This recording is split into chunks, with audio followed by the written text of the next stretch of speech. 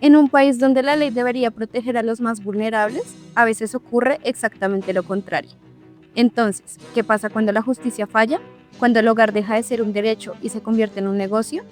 En 1993, una película colombiana no solo se atrevía a hacer estas preguntas, sino que también propuso una respuesta tan absurda como brillante.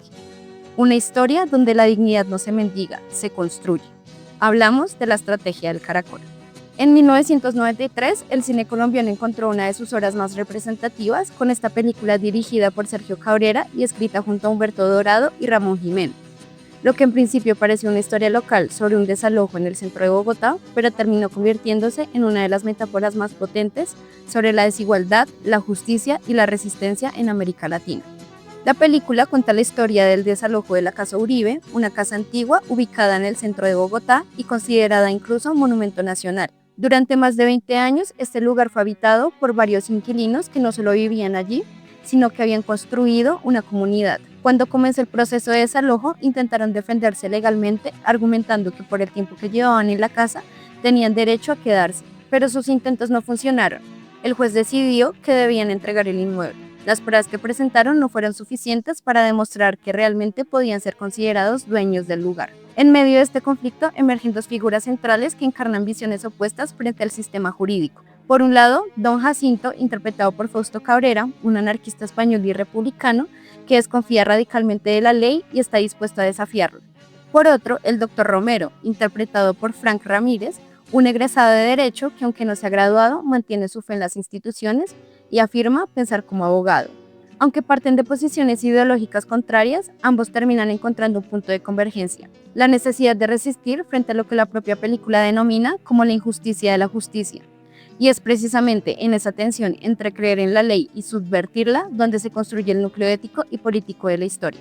La respuesta es tan inesperada como poderosa: una estrategia colectiva para desmontar la casa pieza por pieza y llevársela como un caracol con su caparazón. Más allá de la historia, la película deja ver temas mucho más profundos. Por un lado, muestra la demolición de un lugar que podría considerarse patrimonio histórico, pero es en lo social donde el impacto es más fuerte: el desalojo violento y la exclusión de las personas con menos recursos. Y esto no es un caso aislado ni una exageración del cine. Al contrario, es una realidad que se ha repetido muchas veces en ciudades de América Latina, donde el poder suele estar del lado de quienes tienen más dinero.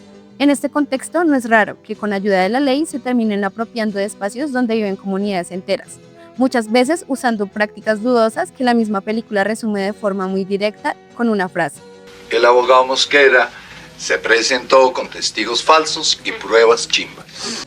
Así, la legalidad, lejos de garantizar justicia, puede convertirse en una herramienta de despojo. La historia detrás de la película es en sí misma un reflejo de lo que cuenta.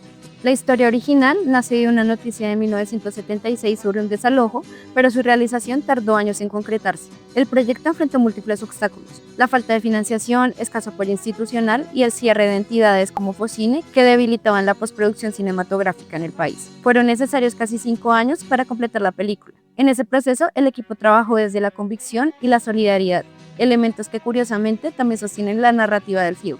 Incluso el respaldo de Gabriel García Márquez fue clave para destrabar la postproducción. Cabrera además se sumergió en la vida de los inquilinatos bogotanos para construir un relato auténtico, mientras que el guión de Dorado aportó una riqueza en los diálogos que terminaron siendo uno de los pilares de la película. Hablar de la estrategia del caracol es hablar de una de las obras más importantes del cine colombiano, no solo por su impacto cultural, sino por la forma en la que logra convertir una historia local en una reflexión universal sobre la dignidad, la justicia y la resistencia. La película construye un relato coral en el que múltiples personajes provenientes de distintas clases sociales, ideologías y formas de vida convergen en un mismo espacio: una casa condenada al desalojo. Pero más allá del conflicto legal, lo que está en juego aquí es algo mucho más profundo: el derecho a existir con dignidad. Desde su estructura narrativa en flashback mediada por la voz de un culebrero, figura casi mítica dentro del imaginario popular, la película se sitúa en un terreno ambiguo entre la realidad y la ficción. Esto no es casual. Cabrera utiliza este recurso para sugerir que lo que vemos no es solo una historia, sino una reinterpretación simbólica de la memoria colectiva colombiana, donde la verdad no siempre se mide en términos de hechos, sino en significados. En el centro del relato se encuentra el choque entre dos visiones del mundo. Por un lado, la legalidad fría representada por el propietario burgués y sus abogados; por el otro, la vida construida desde abajo por los inquilinos, quienes han tejido en ese espacio no solo un hogar, sino una comunidad. La película plantea entonces una crítica contundente. La ley, lejos de ser un instrumento de justicia, puede convertirse en una herramienta de exclusión. Es aquí donde la película alcanza su mayor potencial. El plan de trasladar la casa, inspirado en la lógica del caracol, no debe leerse literalmente, sino como un acto de resistencia poética. En esta operación cargada de elementos de realismo mágico, lo imposible se vuelve posible, no por medios naturales, sino gracias a la solidaridad, el ingenio y la voluntad colectiva. En este sentido, la película dialoga directamente con la tradición literaria de Gabriel García Márquez, donde lo fantástico emerge como una extensión natural de la realidad profundamente contradictoria. Como en Macondo, aquí conviven lo absurdo y lo trágico, lo bello y lo violento, revelando las tensiones estructurales de la sociedad colombiana. Además, resulta significativo que la película evite recurrir a la violencia como una solución narrativa.